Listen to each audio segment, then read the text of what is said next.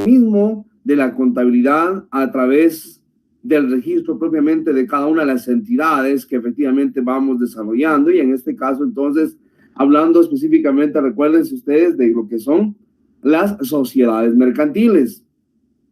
Sociedades mercantiles que por supuesto cada una de ellas tiene específicamente sus características que la individualizan y sobre todo pues hacen que hay que darles un tratamiento especial para cada una de ellas. Bienvenidos entonces, compañeros. Vamos a desarrollar entonces lo relacionado al curso de práctica supervisada de contabilidad, recordándoles por favor que la comunicación efectiva a través del correo fe047@urural.edu.gt.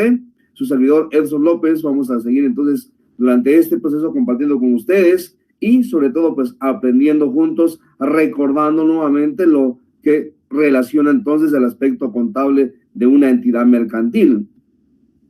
De igual manera se me ha pedido de favor recordarles que el día de hoy tienen como fecha límite, por favor, la entrega, el envío correspondiente de lo que es su formulario para la asignación de los cursos. Por favor, recordarles esta parte, puesto que es sumamente importante que usted tenga autorizada la carga académica a efecto de que pueda entonces tomársela en consideración todas las actividades que usted pueda desarrollar.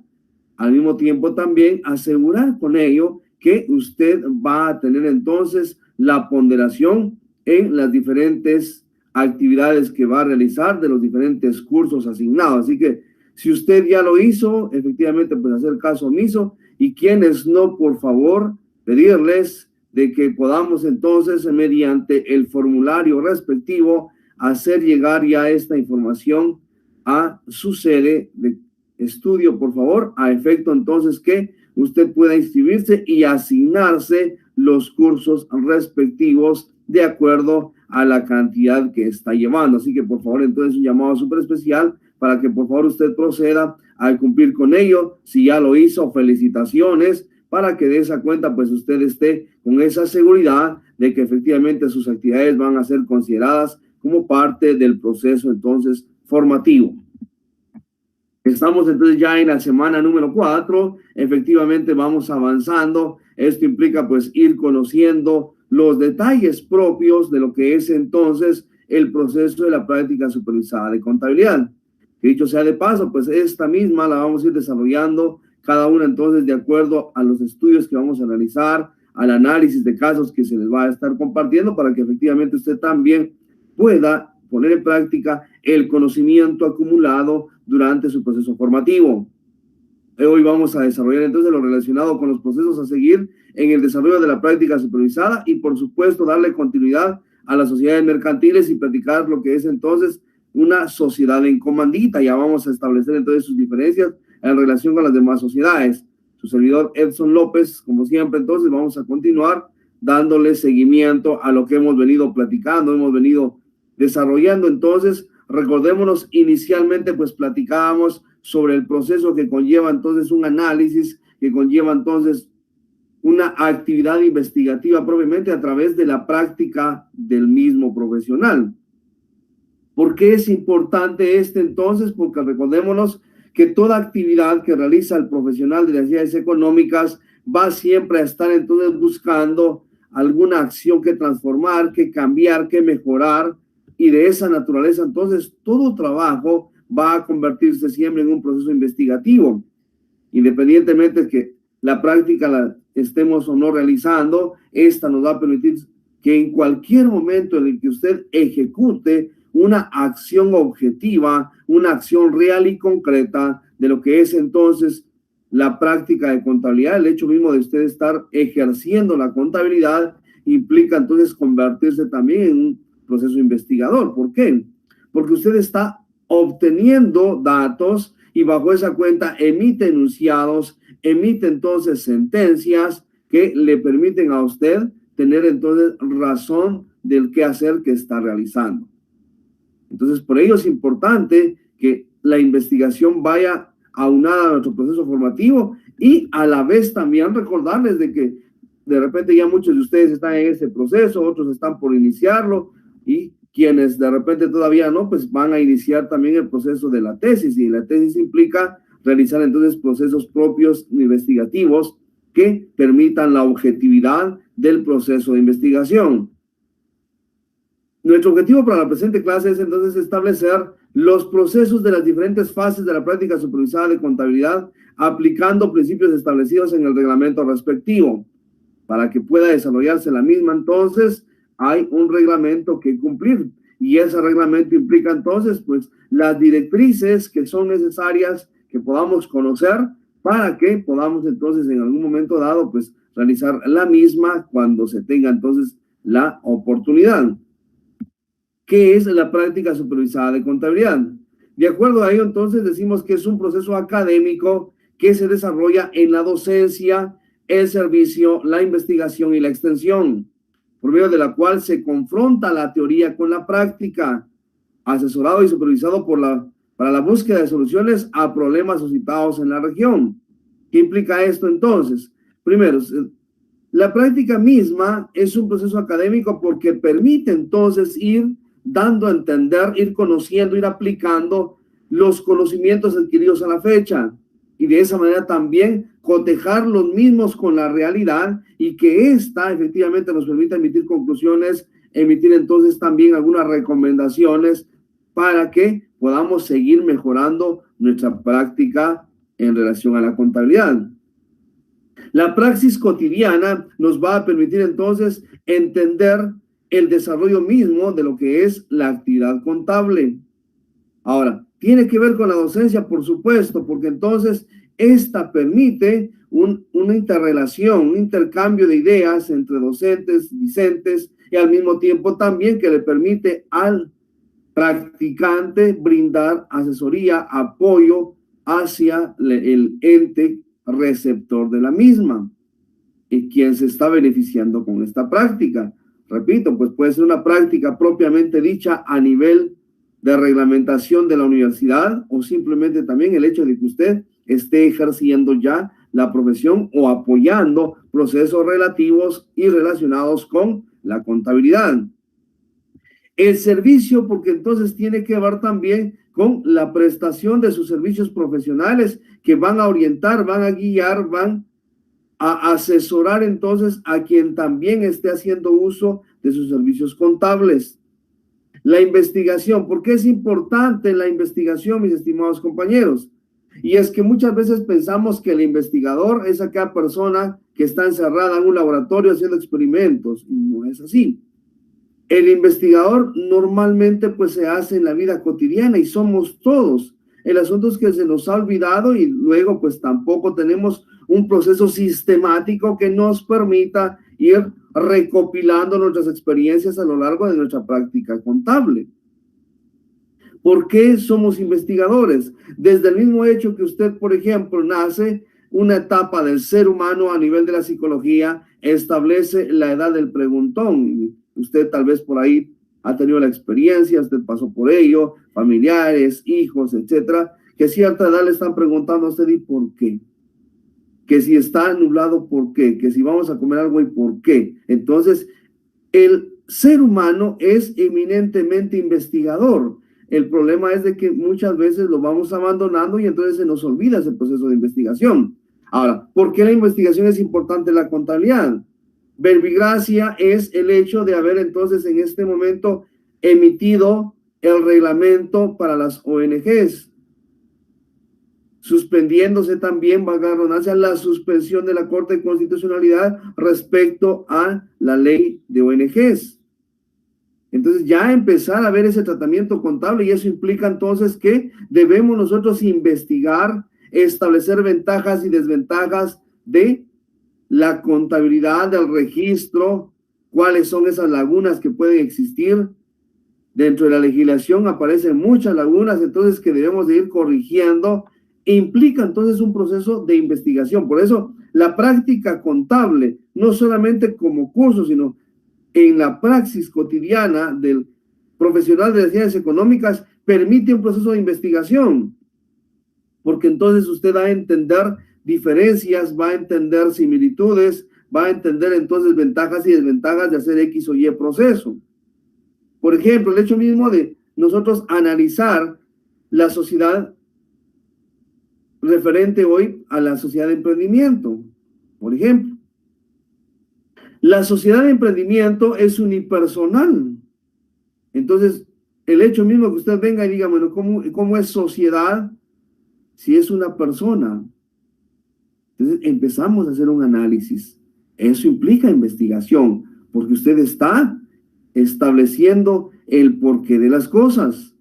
Ahora, se desarrolla también la práctica supervisada en relación a la extensión. ¿Por qué la extensión? Porque entonces, a través del desarrollo de la práctica supervisada como tal, como curso, en su momento cuando se desarrolla, entonces esta efectivamente permite entonces la proyección de parte de la universidad hacia los diferentes entes que van a recibir o son objeto de este proceso de práctica. Y por lo tanto, permiten entonces que el estudiante mismo, a través de su formación recibida, vaya y oriente, asesore, transforme, convierta las diferentes prácticas llevadas a cabo en las diferentes entidades. Y de esa cuenta, pues, contribuir para que se puedan realizar mejoras en la cotidianidad de las empresas, de las entidades, de las organizaciones. Por ejemplo, ir y orientar a una cooperativa, ir y orientar a una institución pública, y de esa cuenta entonces tener la extensión universitaria. Permite entonces la práctica, decíamos, confrontar la teoría con la práctica, puesto que la teoría, la legislación, todo lo que hemos leído y hemos analizado respecto a lo que es la contabilidad, llevamos entonces a este momento objetivo en donde efectivamente vamos a establecer diferencias y similitudes, al mismo tiempo también considerar si lo que dice la técnica, si lo que dice la normativa técnica o legal también es aplicable o no a ciertos procesos contables. Entonces ya estamos acá cotejando la realidad. Entonces eso nos va a permitir el proceso de la práctica. ¿Cuál es el objeto de la misma? El objeto básicamente es establecer normas, reglamentos y procedimientos en marco de los cuales se ejecutará la práctica supervisada. ¿Cuál es entonces el objeto mismo que persigue la reglamentación de la práctica supervisada? El hecho mismo de que se pueda contar con normas, reglamentos y procedimientos que van a conducir este proceso mismo en cada una de las entidades en donde efectivamente el practicante de la carrera de Contaduría Pública y Auditoría va a proceder entonces a desarrollar sus conocimientos. La misma en modalidad presencial es de 200 horas. Por supuesto, es de aclarar que en este momento la misma, pues la vamos a ir, repito, desarrollando mediante compartimiento ya de casos que voy a hacerles llegar para que ustedes efectivamente pues puedan entonces ir mejorando su proceso, recordando el mismo, reforzando lo que ya conocen y por supuesto entonces ir practicando la contabilidad. Cuando esta, por supuesto, es en modalidad presencial, se presenta al final un informe individual de cada una de las actividades desarrolladas entonces por el practicante que evidencie la actividad desarrollada en su proceso de práctica. Acuérdese usted, como profesional de la Contaduría Pública y Auditoría, es sumamente importante la evidencia, puesto que éstas sustentan las actividades desarrolladas por el profesional, en este caso por el estudiante de la práctica supervisada. ¿Qué principios se aplican entonces durante el proceso mismo de la práctica? Se aplica el principio de autonomía universitaria y el de libertad de ejercicio. ¿Qué implica entonces? Que no va a estar supeditado a nadie. Se van a aplicar principios técnicos, legales y por supuesto entonces no estar supeditado a lo que puedan mencionar o simplemente las directrices que puedan darnos en el establecimiento propiamente en el que se está desarrollando.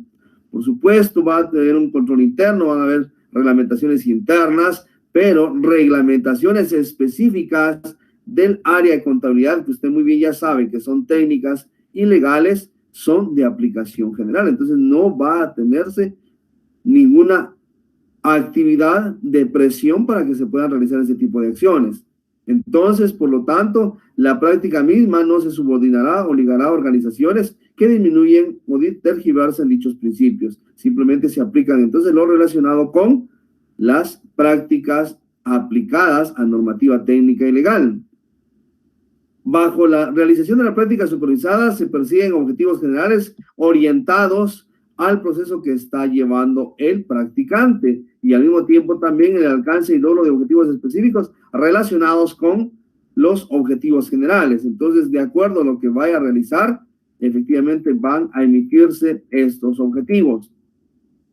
¿Cómo está organizada la actividad de práctica supervisada? Entonces va a estar integrada de la siguiente manera: el coordinador de la sede universitaria, el coordinador de la carrera de Contaduría Pública y Auditoría, que definitivamente pues también está en todas las sedes, el docente supervisor de la práctica misma y por supuesto el estudiante, que es el objeto y razón de la misma práctica supervisada. ¿Cuáles funciones le competen a cada uno? En relación al coordinador de la sede universitaria, este va a tener entonces como función coordinar las diferentes actividades y emitir directrices relacionadas con las prácticas a nivel de sede universitaria, en especial atención a lo que es la práctica supervisada de contabilidad y al mismo tiempo la práctica supervisada de auditoría.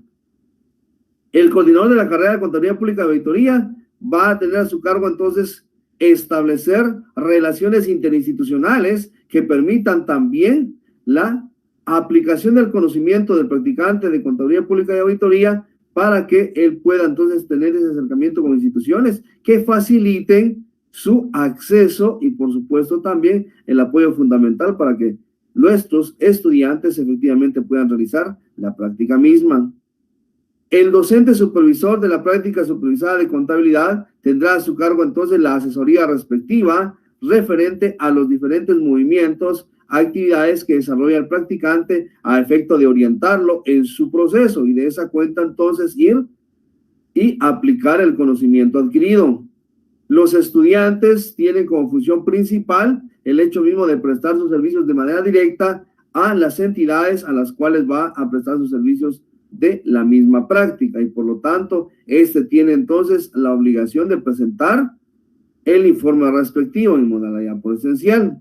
Sin embargo, para que se pueda iniciar la relación propiamente de la práctica, debe emitirse un documento formal, los cuales entonces los estudiantes tendrán que presentar a las diferentes empresas o entidades a las que van a prestar sus servicios a través de la práctica supervisada, por lo menos con un mes de anticipación. Este documento va a ser emitido entonces por la sede correspondiente, firmado por el docente de la práctica, por el supervisor, el coordinador de la carrera y de esa cuenta entonces iniciar esa relación formal con las diferentes entidades, sean públicas o privadas o mixtas, en relación a la práctica supervisada. Con relación a ello, entonces, para darle continuidad a lo que hemos venido platicando con relación a las sociedades mercantiles, vamos a platicar el día de hoy lo relacionado con la sociedad en comandita. Está basada en los artículos 68 a 77 y del 195 al 212 del Código de Comercio, decreto 2-70, en el que efectivamente pues está el basamento legal y específicamente las características de esta, cómo esta funciona, cuál es su diferencia con las demás sociedades mercantiles y por supuesto también entendiendo que esta tiene un tratamiento especial. Existen a lo largo de la vida, entonces, en la vida cotidiana, en la vida normal, personas con muchos recursos que nosotros hemos denominado a veces pues personas ricas o simplemente adineradas y que por supuesto pues ellos tienen el recurso suficiente para poder iniciar un negocio. ¿Qué es lo que sucede? Que estas personas, teniendo el capital, teniendo entonces el recurso, en este caso monetario, financiero, carecen en algún momento de conocimientos relacionados con la administración del negocio o al mismo tiempo carecen de tiempo para administrar el mismo y entonces acuden a otra persona, le aportan el capital y que esta segunda persona o tercera pueda hacerse cargo del negocio. Así entonces funciona una sociedad en comandita. Cuando estamos hablando de comandita, estamos hablando de una encomienda, por eso es encomandita, encomienda. Es decir, que él que tiene el recurso financiero va y encomienda sus recursos financieros a la persona que no los tiene, a efecto de que ésta pueda entonces administrar ese recurso. o al mismo tiempo también sucede que se puedan unir dos o más personas en la que una o dos o más de ellas deciden aportar sobre el capital y nombrar específicamente a uno o dos que se encarguen de la administración, aunque también estos puedan aportar. Entonces ya tenemos dos tipos de socios, un socio que aporta y un socio que administra. Por lo tanto, entonces, es importante que en la sociedad en comandita tenga claridad en relación a estos socios. Por lo tanto, entonces, cuando estamos hablando de la sociedad en comandita, en primer lugar vamos a considerar los socios que aportan capital, los socios capitalistas. Y vamos a considerar los socios que, aparte de aportar capital, van a aportar su gestión, van a aportar su administración, su conocimiento para lograr alcanzar las metas y objetivos establecidos en la planificación de este tipo de sociedad mercantil. La palabra comandita deriva del latín comandare, que equivale a decir encargar. Y era lo que decíamos hace un momento. El encargo que le dejan entonces las personas capitalistas a estas administradoras para que estas personas puedan entonces gestionar, hacer de ese recurso algo más. Y entonces recuerde usted que a nivel privado nadie va a aportar un capital sin esperar nada a cambio. Tiene que haber réditos, tiene que haber ganancias, un beneficio económico, y bajo esa parte entonces es sumamente interesante e importante que el gestor, que el administrador, en base a su conocimiento, produzca más ganancias y haga acrecentar este capital. Entonces, por eso es un encargo, por eso es una encomienda. La sociedad en comandita, entonces, es la unión de dos o más personas para especular en un negocio cualquiera, de las cuales una persona suministra el capital, o sea, tenemos acá el capital, en este caso, entonces, los socios capitalistas, y otras se encargan de administrar dichos capitales, sin perjuicio de que también puedan aportar capital. Pero entonces, estas tienen una función adicional que es administrar, que es gestionar, que es cuidar, que es resguardar los recursos de la sociedad en comandita. Entonces, los socios van a ser comanditados y comanditarios. Ahora, ¿cuáles son unos y cuáles son otros?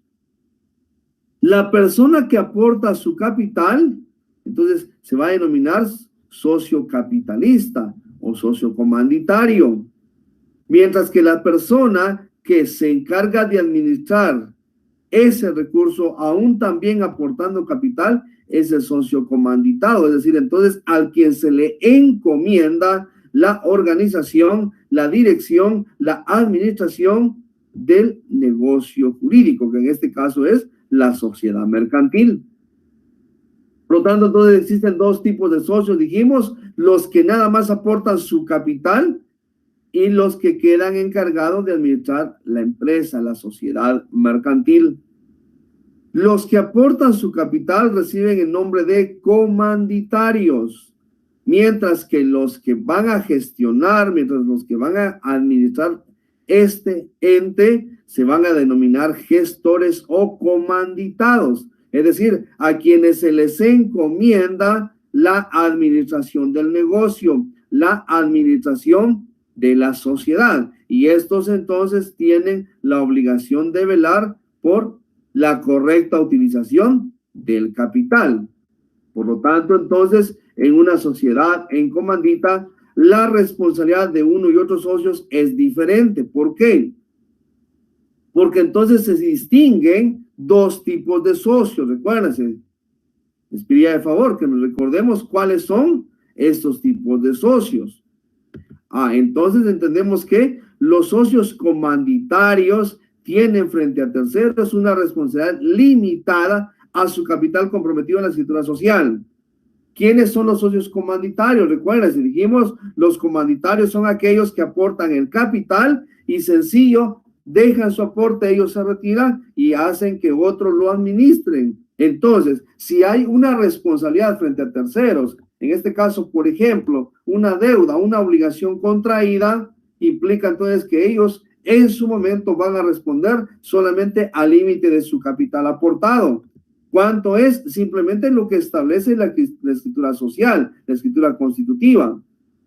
Ahora bien, los socios comanditados o gestores tienen una responsabilidad solidaria e ilimitada, como si fueran miembros de una sociedad colectiva. Recuerden, eso lo platicábamos en clases anteriores, en donde decíamos que los socios que tienen una responsabilidad solidaria e ilimitada van entonces a responder con su patrimonio por las obligaciones contraídas por la sociedad mercantil frente a terceros. Implica entonces que no solamente en algún momento van a perder su aportación, sino también van a responder con su patrimonio. Ahora, es importante acá, mis estimados compañeros, que orientando a nuestros clientes, sepamos entonces explicarle a ellos esta gran diferencia, puesto que en la práctica misma, puesto que en la vida real efectivamente usted tiene a sus clientes, tenemos a nuestros clientes, vamos a realizar el proceso de inscripción, vamos a conformar este tipo de sociedad y entonces ir explicándole a ellos cuál es la diferencia entre uno y otro socio, a efecto de que entiendan cómo es que va a llevarse a esa relación a través de la administración y a través de la aportación.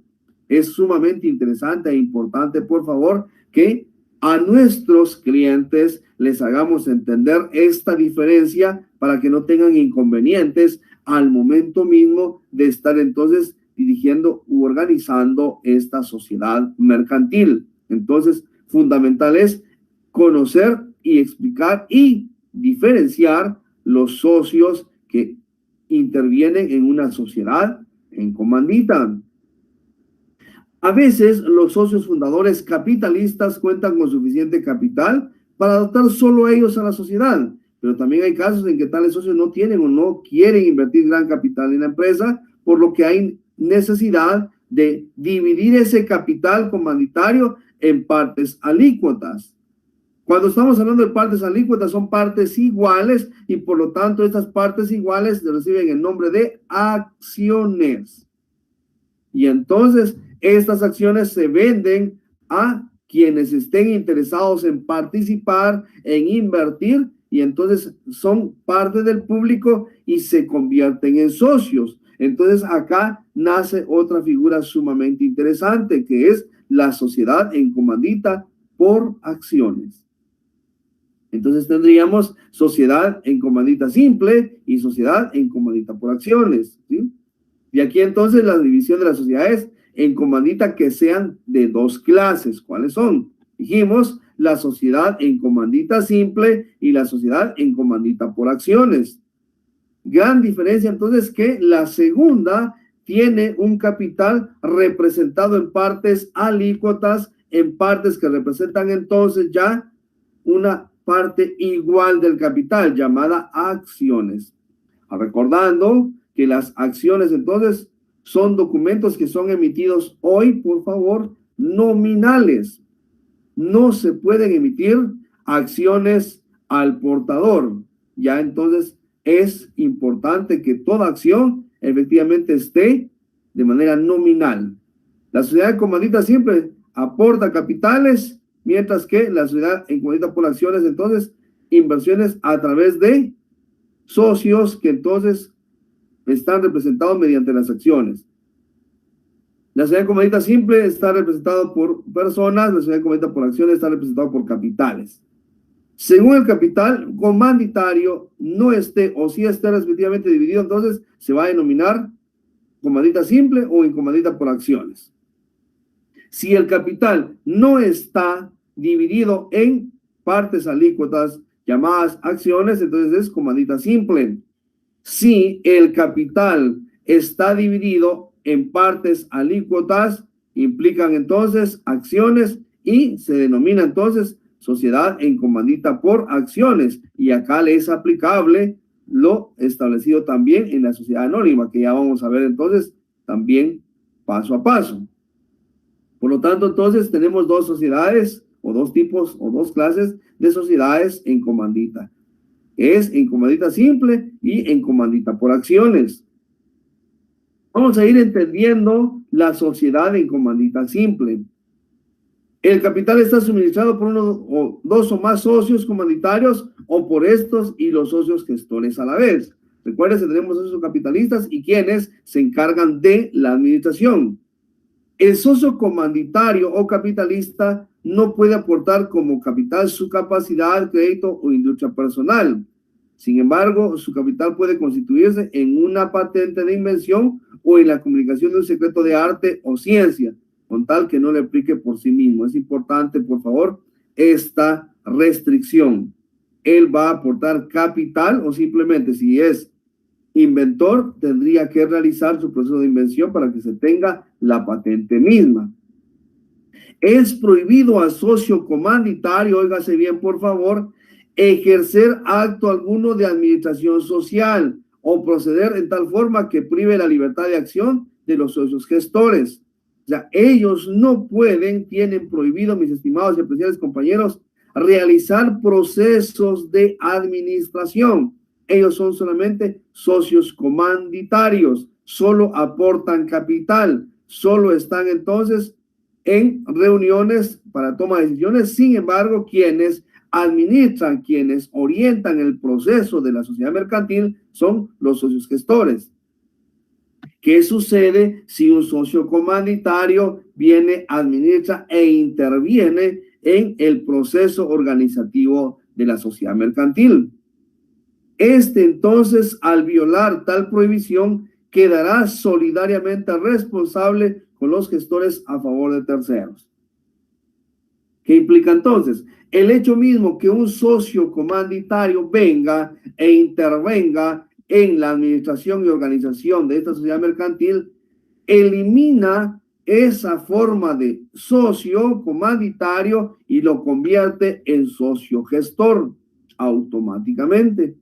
E implica entonces que ya no va a tener una responsabilidad limitada, va a tener una responsabilidad ilimitada que va ya entonces a considerar también su patrimonio. Entonces, por eso es importante, repito, que a nuestros clientes les expliquemos esta parte para que no hayan confusiones al momento de estar en práctica ya la sociedad mercantil, ya estando funcionando este tipo de sociedad mercantil. Si por quebrantar tal prohibición o por haber simplemente tolerado la inclusión, otro ojo con ello también, por favor, otra característica, si toleró la inclusión de su nombre o sus apellidos en la razón social, el comanditario se viene obligado a pagar entonces también a acreedores por respecto a deudas contraídas. Va a tener, ya dijimos, una responsabilidad ilimitada. Es decir, el hecho mismo que yo permita que mi apellido figure en la razón social hace que yo deje de ser socio comanditario y me convierta en socio comanditado. Y esto permite entonces y me da la obligación de que yo pueda responder frente a terceros por deudas contraídas. Por supuesto que si este socio que era comanditario, hoy comanditado, pagó por los demás, tiene derecho a que se le restituya el valor pagado de más. Pero mientras eso suceda, es importante que él responda frente a terceros. Por supuesto, ahí tendrá que realizarse un proceso para solicitar a los demás la restitución del pago efectuado. Repito, mientras eso suceda, hay que cumplir con los terceros y entonces lo convierte ya en un socio comanditado. Entonces es importante tomar en consideración esa parte. No son actos de administración por parte de los socios comunitarios y por tanto se consideran como derechos de los mismos los siguientes. ¿Cuáles son? Asistir a juntas de los socios y tener en ella voto consultivo. Óigase bien, los socios comanditarios van a asistir a reuniones que se establezcan mediante la convocatoria de los órganos de dirección. El examen, inspección y vigilancia de la contabilidad y los actos administrativos. Ellos van a evaluar, van a verificar que estos actos se realicen apegados al derecho, pero efectivamente no intervienen en el ejercicio de la administración. Entonces solamente ellos orientan, guían el proceso respectivo. No así intervienen directamente entonces para la toma de decisiones relacionadas con los gestores. Participar en los contratos que celebre con la sociedad, ellos para que puedan tomar en consideración entonces su participación y de esa cuenta también estar enterados de lo que se van a contratar. Participar en los actos que se ejecuten durante la liquidación de la sociedad. Ellos también tienen información, esta cuando la sociedad liquide, se cierre o simplemente también vaya a la quiebra. Con relación a la sociedad mercantil denominada entonces sociedad en comandita, su razón social va a estar integrado de la siguiente manera. La firma social contendrá el apellido o apellidos de uno o más de los socios gestores, oígase bien, solamente socios gestores, seguido de la palabra compañía, sociedad en comandita, lo que puede abreviarse CIA, SNC. Pero por favor, fundamental, socios gestores nada más. Si se incluye el apellido de una persona, de un socio comanditario, lo convierte automáticamente en gestor. Tenemos, por ejemplo, Cordón y compañía, sociedad en comandita. ¿Qué implica acá? Que el socio Cordón es gestor y él puede guiar, puede orientar, puede administrar la sociedad. Por lo tanto, queda prohibido a los socios comanditarios incluir su nombre en la razón social. Si violaren esta disposición, ya dijimos, va a ser entonces responsable de manera ilimitada y solidaria con los gestores para hacer frente a las deudas contraídas. Queda prohibido, y por favor, para equiparar acá, estas son las prohibiciones de los socios comunitarios, tenemos también prohibiciones de los socios gestores. Dedicarse a negocios iguales a los que constituyen el propósito de la sociedad. ¿Por qué? Porque él va a estar orientando, va a estar guiando, va a estar organizando, va a estar administrando la sociedad mercantil. Por lo tanto, si realiza otra, va a descuidar una de las dos. Entonces es importante que se incluya y se defina esta sanción, esta prohibición.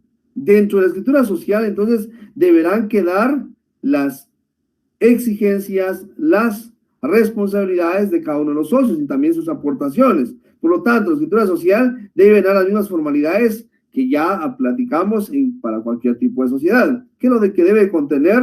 La especificación de quiénes son los socios gestores y quiénes son los socios comunitarios. Esa diferencia sí es clara, por favor, para que exista entonces diferenciación y sobre todo individualismo en cada una de las responsabilidades. Que éstas se individualicen para tener claro lo que son cada socio. El capital social y la parte que aporta cada socio, eso para la parte contable, recuérdese usted. El capital efectivo e íntegramente pagado y de esa manera entonces ir estableciendo qué es lo que se requiere para iniciar con la actividad mercantil.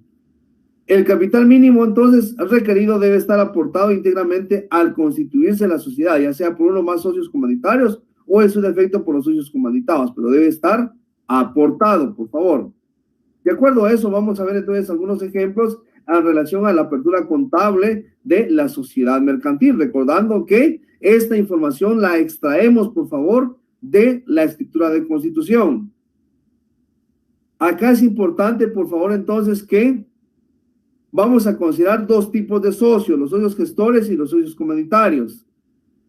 Las normas para la apertura de la contabilidad son exactamente la misma para la sociedad colectiva también que vimos y para otro tipo de sociedades, porque acá pueden presentarse pues, los mismos casos de aportación de capital, pero por favor debe considerarse entonces que acá el capital va a estar aportado por parte de los socios para iniciar con la apertura contable y sobre todo para considerar en la escritura constitutiva. Eso establecido en el artículo 71 del Código de Comercio 2-70.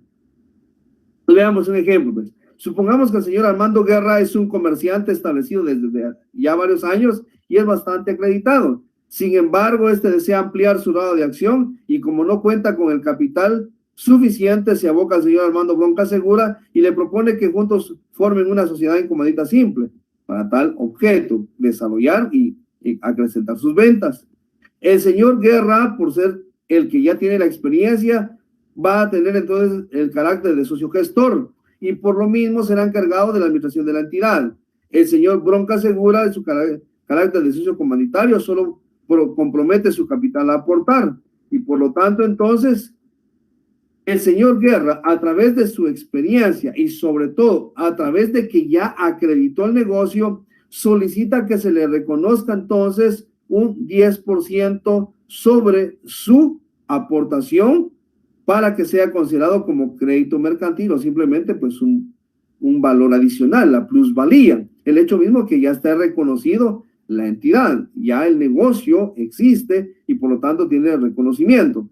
Por lo tanto, entonces aporta su balance inicial, él está llevando entonces ya contabilidad de manera individual, pero lo va a aportar y va a formar una sociedad. Tenemos las cuentas que integran el activo y el pasivo. En este caso, entonces, su capital es de 250,000, estableciéndose ahí que tenemos entonces las aportaciones en activo y pasivo. Luego, entonces, acá estableciendo que tenemos 250,000 de capital y un 10% sobre lo que es entonces el crédito mercantil, por lo tanto, su aportación final serían 275,000. 250,000 de capital líquido más 25,000 de crédito mercantil, 275,000. Y el señor Bronca Segura aporta entonces los 250,000 en una cuenta en el Banco Agromercantil a nombre de Sociedad Guerra y Compañía de Sociedad en Comandita.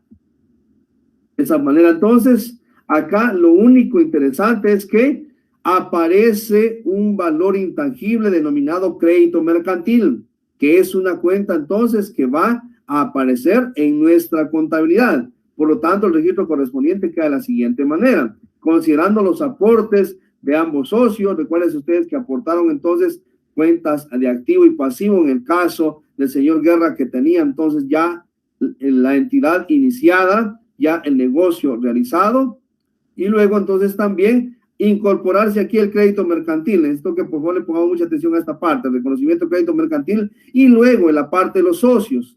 Guerra cuenta capital, por favor. ¿Por qué? Porque él es el socio comanditado, es el que va a administrar, mientras que el señor Bronca Segura es su comandita, es decir, entonces el que está aportando el capital para hacer la sociedad o acrecentarla. Entonces, el administrador va a llevar cuenta capital, mientras que el comanditario solamente es su comandita. Eso es lo importante e interesante en este tipo de registros. Veamos otro ejemplo. Acá estamos formando la sociedad Nova y compañía sociedad en comandita. Acá entonces, esta se va a dedicar a explotar una industria de aceite, siendo los socios los señores Nova, Méndez y Gómez. El primero, el señor Nova, actuará como gestor, es decir, entonces él es el socio comanditado y compromete un capital de 120,000. El segundo tiene carácter de socio comanditario y compromete un capital de 150,000. Y el tercero, que también es comanditario, aporta 50,000. Por lo tanto, entonces las aportaciones quedarían integradas de la siguiente manera. El socio Nova aporta materias primas por 120,000, recordándonos que él va a ser el gestor. El socio Méndez aporta maquinaria y efectivo por un valor de 130,000 en maquinaria y 20,000 en efectivo. El socio Gómez, una patente de invención en 50,000 quetzales. Y entonces tenemos acá a estos dos socios que son comanditarios. De acuerdo a eso, entonces, nuestro registro contable quedaría de la siguiente manera. Caja, la aportación en efectivo con 20,000, materia prima con 120,000, la maquinaria con 130,000, marcas y patentes con 50,000. Y entonces Nova, que es el socio gestor, cuenta capital 120,000. Méndez, que es su comandita, Gómez su comandita, con los capitales aportados. En el caso del señor Méndez, 150,000 y Gómez 50,000. De esa cuenta tenemos entonces ya las aportaciones y la división del capital según las aportaciones establecidas por los socios, identificando claramente quién es socio comanditado y quiénes son socios comanditarios. Así tendríamos la apertura contable. Para que podamos aplicar los conocimientos, mis estimados compañeros, les pido de favor que podamos aplicar y desarrollar este ejercicio. Dice de la siguiente manera: el señor Alan Brito Delgado es un comerciante establecido desde hace ya unos años y está bastante acreditado, pero desea hacer una sociedad con el señor Alan Brown para ampliar su mercado, ya que no cuenta con el suficiente capital para hacerlo él solo. Así que entonces, después de un tiempo, queda constituida la sociedad Brito y compañía sociedad en comandita. Aunque el señor Brito es el socio gestor, también aporta capital y pide que también le sea reconocido su negocio por un valor mayor al que tiene en libros. ¿Cuáles son entonces las aportaciones? El señor Alan Brito Delgado aporta su balance inicial y, por supuesto, entonces, al final se le reconoce a él 130,000 como aportación. Entonces es de entender acá que también tiene un valor adicional. Y el señor Alan Brown aporta también entonces efectivo, mercaderías, mobiliario y gastos de constitución por las cantidades que ahí se presentan. Así que entonces el reto es, por favor, que usted pueda aplicar este conocimiento y, por favor, de esa cuenta, ir recordando y fortaleciendo los conocimientos contables. Al mismo tiempo, considerar, por favor, que las preguntas que tenemos en pantalla, usted las pueda, por favor, proceder a contestar a manera de poder entonces repasar los contenidos vistos el día de hoy, lo que hemos platicado, lo que hemos dialogado, y de esa cuenta pues fortalecer nuestro proceso de aprendizaje. Por hoy, muchísimas gracias por su atención, estimados compañeros. Nos estamos saludando en nuestra siguiente clase. Éxitos, bendiciones.